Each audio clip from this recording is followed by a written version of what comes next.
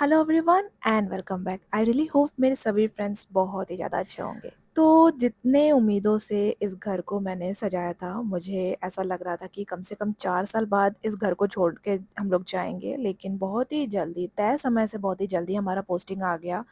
And देखिए जो भी डेकोरेशन मैंने किया था इस घर में, हर एक रूम में अपने हाथों से बनाए हुए चीज़ों से, उन सभी को मैं अभी निकाल रही हूँ। बहुत दुःख होता है, बहुत ज़्यादा दुःख होता है।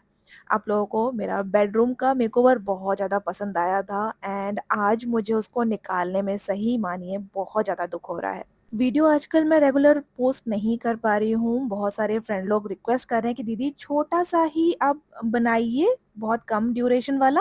उसी से ही हम लोग ना मतलब समझ जाएँगे कि अपडेट हमें मिलता रहेगा कि आपका क्या चल रहा है और आगे क्या है, क्या नहीं एंड कब मैं निकल रही हूँ। जिस तरह से आप लोग को ये घर रोज़ ब्लॉग के थ्रू देखते-देखते अपना-सा लगने लगा था, वैसे ही सोचिए मैं तो इस घर में रह रही हूँ, अपनी लाइफ़ जी रही हूँ। मुझे कितना दुःख हो रहा होगा अभी सब कुछ क्लोज़ करते हुए। कुछ कमेंट मुझे रिसीव होते थे कभी-कभी कि बहुत ज़्यादा आपने डेकोरेशन करके रखा हुआ है। वेल आज आपको पता चल जाएगा कि दीवारों पे डेकोरेशन सिर्फ़ और सिर्फ़ डैमेज को छुपाने के लिए करना पड़ता है। सरकारी घरों में लाइफ़ कभी भी ईज़ी नहीं होती है।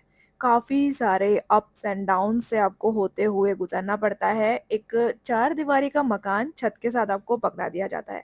उसी को ही आप लोग सजाते हैं, सँवारते हैं एंड जब तक आपको ऐसा फ़ील होता है कि नहीं अभी सब कुछ सेट है, आराम से हम लोग रहेंगे, बहुत ही सुंदर खूबसूरत बना लिया है हमने हमारा घर, तभी आ जाती है पोस्टिंग वाली न्यूज़। मेरे केस में थोड़ा जल्दी आ गया है ये न्यूज़, लेकिन मैं कहीं न कहीं अपने आप को तैयार मानती हूँ क्योंकि काफ़ी लंबा वक़्त हो गया है मुझे आर्मी बैकग्राउंड में रहते हुए। पापा के साथ जब थी तब एक अलग एक्सपीरियंस रहा एंड अब जब मैं हस्बैंड के साथ इसी लाइफ़ में वापस आई हूँ, तब अलग ही एक्सपीरियंस मुझे मिल रहा है। कल को जब इस घर में कोई और मेरी जगह आ जाएगा, वो अपने तरीकों से इस घर को सजाएगा एंड सँवारेगा। हम जब इस घर में आए थे तब हमने बिल्कुल भी इस घर को ना कलर वगैरह नहीं कराया था। कलर ठीक-ठाक था लेकिन कुछ जगहों से दीवारें डैमेज थी, नेलिंग की गई थी। उन्हीं जगहों को हाइड करने के लिए देखिए अपने हाथों से बना हुआ बहुत सारा फ़ेम मैंने हाइड करने के लिए जस्ट डैमेज को हाइड करने के लिए यूज़ किया था। पहनो, पहनो इसको। देखो।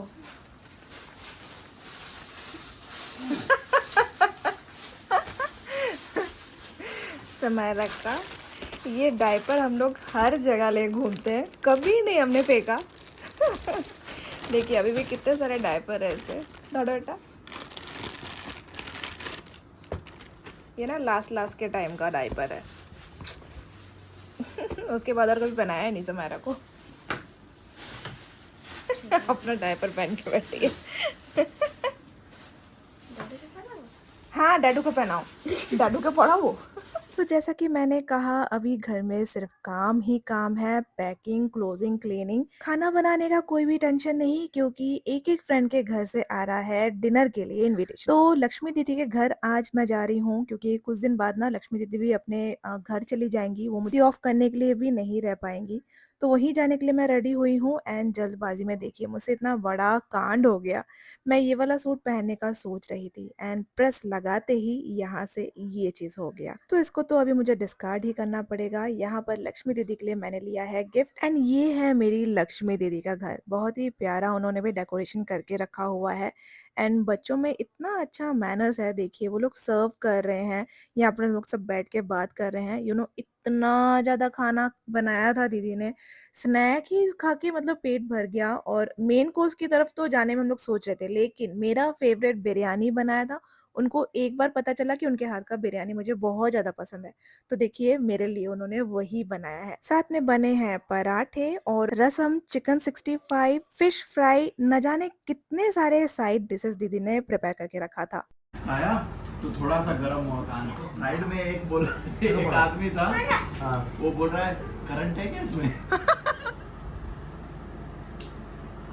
हाँ लेट हो गया कल ना बहुत लेट हो गया बहुत 11:30 बजे तक बातें कर रहा था बाहर। नहीं हम लोग जब जम्मू में थे ना तभी इतना ही लेट हुआ था इससे भी ज्यादा बहुत ज्यादा लोग थी अरे उस टाइम में उधर ठंडी है 30 लोग थे 30 बाप रे बाप। ये लोग नहीं वो वाला जो ब्लॉक बगल में लास्ट का ये वाला पल बहुत ज़्यादा मैं मिस करूँगी। लक्ष्मी दीदी एक फ्रेंड थी मेरी जिनके साथ मैं अपने लाइफ का काफ़ी कुछ बिना सोचे-समझे शेयर कर पाती थी एंड सेम उनके साथ भी था। और उनको छोड़ के जाने का मुझे बहुत ज़्यादा दुःख है। हर एक स्टेशन से वो एक फ्रेंड है, तो आगरा से मैं लक्ष्मी दीदी का नाम लेना चाहूँगी, जो मुझे हमेशा याद आएँगी। ब्लॉग्स में अभी ना बीच-बीच में गैप आता ही रहेगा एंड मैं एक साथ ना अलग-अलग दिनों के छोटे-छोटे सेगमेंट्स ऐड कर रही हूँ। आप लोग को मैं डिटेल बताती जाऊँगी कि कौन-सा दिन का है। तो ये ना नेक्स्ट दिन का ब्लॉग मैं शेयर कर रही हूँ। बीच में 2 दिन मैंने गैप लिया था क्योंकि बहुत सारा काम था। आज मैंने सोचा है कि जितने भी मेरे प्लांट्स हैं ना, उन लोग को इकट्ठा करके देखिए, छोटे-छोटे पॉट्स में मनी प्लांट्स बहुत सारे मैंने बनाए थे। तो उसी को ही ना मैं सोच रही हूँ एक बड़े पॉट में शिफ्ट करूँ एंड एक पॉट रखूँ क्योंकि सभी को अलग-अलग लेके जाने में मेहनत भी लगेगी एंड जगह भी वो बहुत घेरेगा। तो यहाँ पर देखिए ग्लव्स मैं पहन ले रही हूँ क्योंकि ऑलरेडी हाथों का 12 बज चुका है फ्रेंड्स पैकिंग करते-करते और मैं नहीं चाहती हूँ और खराब हो तो इसलिए मैंने ग्लव्स लगा लिया है। एंड जब भी मैं गार्डनिंग करती हूँ तब मुझे पापा की बहुत ज़्यादा याद आती है क्योंकि वो इतना अच्छे से गार्डनिंग करते हैं प्लस मेरी मम्मा भी। पिछली बार जब हम लोग शिफ्ट कर रहे थे जम्मू से आगरा में, तब मेरे गार्डन के जितने भी पॉट्स थे, सबको पापा ने ही पैक किया था। तो अभी जब मैं पैक कर रही हूँ, मुझे उनकी बहुत याद आ रही है।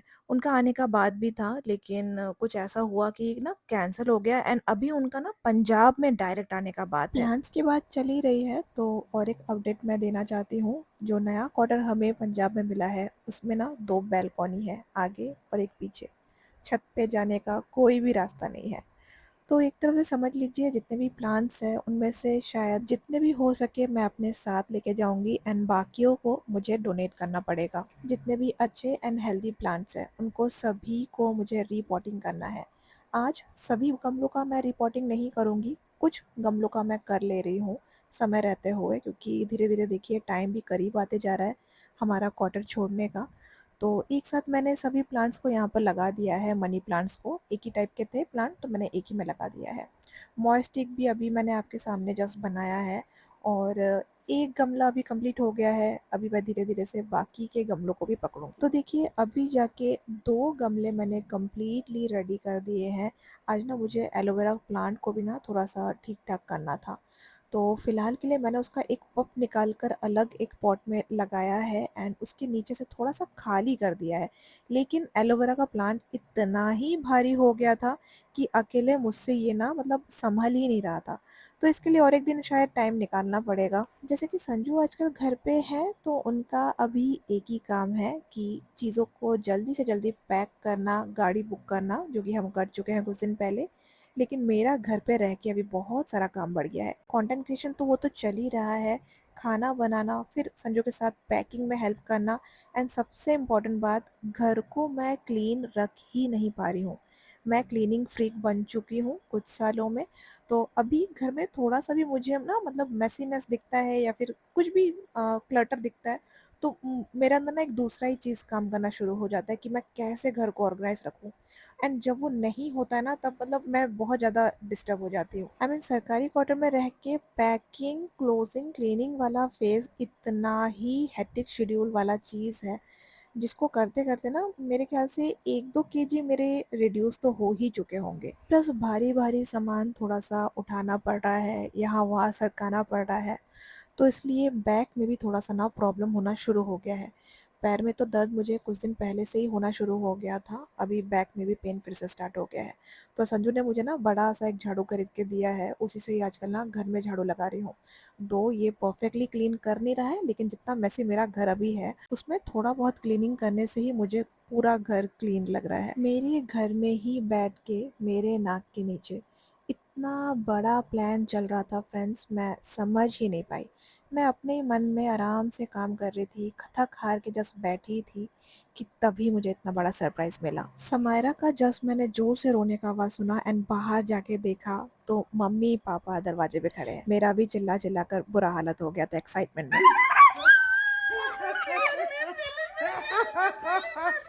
तुमने बताया क्यों नहीं? तो बहुत मजा हे भगवान